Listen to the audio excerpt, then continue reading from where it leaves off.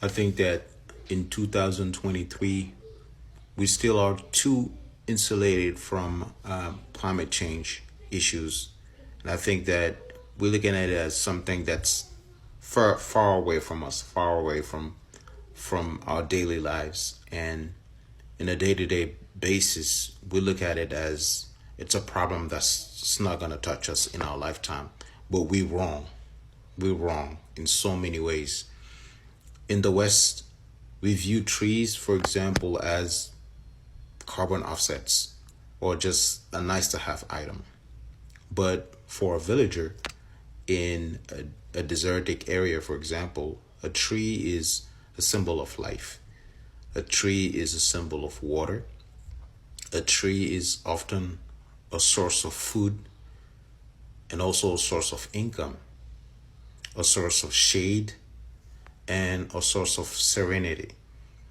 There's a life aspect that trees have that we don't give that significance to the trees in our Western society, in our modern society.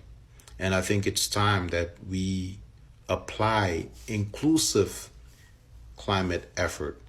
We need to involve everyone, even those who are disadvantaged.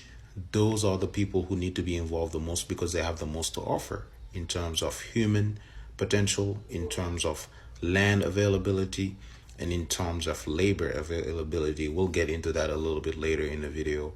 So it's important to have the lens of all the participants also, because we can't show up somewhere in a village and just ask people, hey, plant trees, without listening to what they have to say. It's important to listen to all the participants, to listen to what rural communities have to say. What are their needs? What are their current conditions? What are their contacts? What's important when reaching out to these grassroots rural communities is understanding their context, understanding their realities, understanding their culture, and understanding their way of life in order to be able to come up with a plan with them to implement reforestation. But this begs the question, who has the most to lose in the fight against climate change? Us or rural communities who are facing extinction, basically? When our daily lives consist of going to an office with air conditioning, driving a car with air conditioning, and with air conditioning in our home, as well as heat, of course, I think that we don't face the same issues as communities that are dealing with extreme heat, extreme hunger, thirst, droughts, rainfall deficit. Basically, those who suffer the most from climate change should be the one that we support in fighting climate change. And obviously, they will be the more eager to address climate change as well. And we've done a pretty bad job with our environment. Our environment is at a state where things have changed for the last 120 years. I believe the temperature went up 1 degree Celsius. And scientists are predicting that in less than 50 years, it might be a 2 degrees Celsius increase. So humans, more than any other species on Earth, due to our practices, our daily way of life, we have affected our environment the most.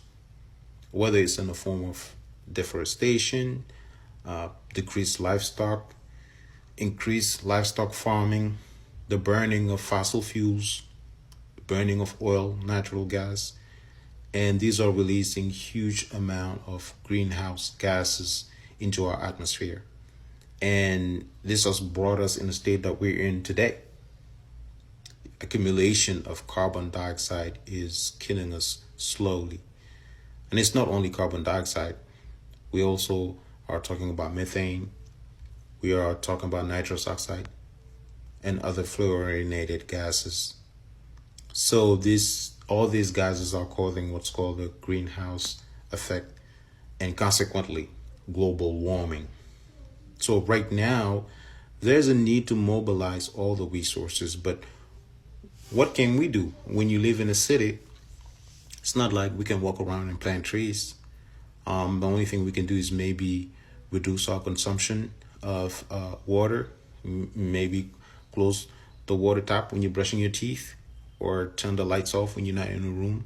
So we basically have to watch our carbon footprint that way. But those who can do the most are these rural communities, because they have a lot of land, they have a lot of labor, and they also have a strong human capital, right? And they also have a lot of land. So they have all the ingredients they need in order to significantly and plant trees at scale. So this is definitely something that we need to push. It will require a massive collaborative effort to really slash carbon dioxide emissions in the next 50 to 100 years. And decarbonization is an opportunity to execute that. But we have to be strategic on how we apply this. It means that climate finance should be channeled through REDD plus projects, which is reducing emissions by reducing deforestation and degradation projects. In order for our planet to recover, we need an incremental carbon-free economy in which nature is restored and thrives. But mostly the involvement of the most affected communities is really important, because they have strength in numbers.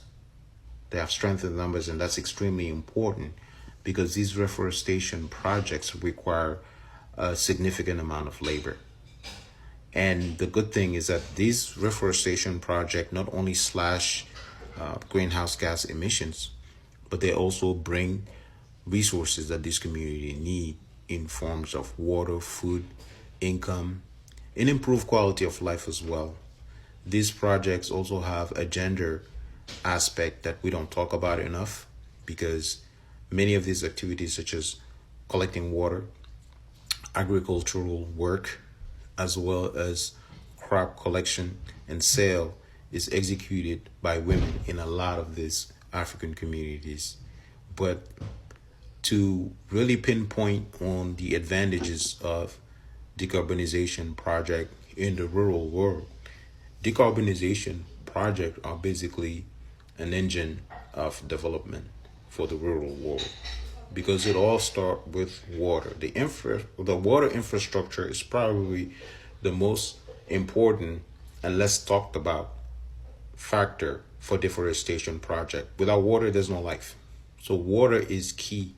A lot of the project failed because a pump was installed by an NGO, but there was no maintenance plan. So what happened is that the pump breaks down after 6 months. There's no more water, no more development project, no more reforestation or anything, because nothing happens without water. Number two is the food aspect of reforestation. It's important for these projects for the communities to be enticed. We have to let them know, for example, we're going to plant mango trees or orange trees. Those trees will generate food, so malnutrition will be solved, and also the excess fruits can be sold, so that in turn will bring income. And income is really important, because income will help these populations improve their quality of life. With income, they can not only purchase what they need to improve their life, but they also may be able to purchase sources of energy, sources of clean energy, that will allow them to function in the evening, and that could greatly increase their economy. So there are a long list of advantages that these reforestation projects